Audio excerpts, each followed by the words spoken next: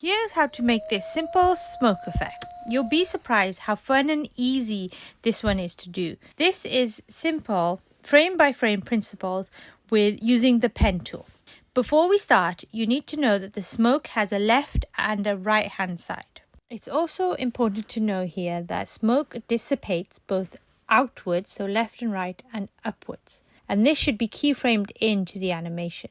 Let me just duplicate my layers and reset them to show you what you need to do right from the beginning. Alongside this, the animation only lasts just under 5 seconds and consists of 2 layers using the pen tool to draw a shape. First shape layer, known as the left hand side, will have a sharp edge on the right hand side because we won't see it, and the smoke effect shape on the left hand side. The path will then be animated in the layer using 3 keyframes, one for the beginning, one for the middle, and one for the end, essentially showing the smoke rise and disappear.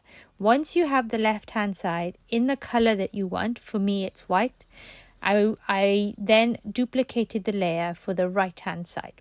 The right hand side will need to be adjusted to give the shape definition of the right hand side of the smoke layer, while also eventually completely covering it from sight.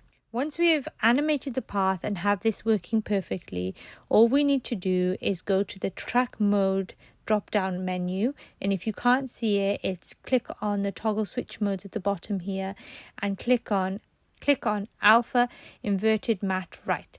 And with that, your animation is ready to go. As always, guys, I hope you enjoyed this week. I'd love to hear what you think.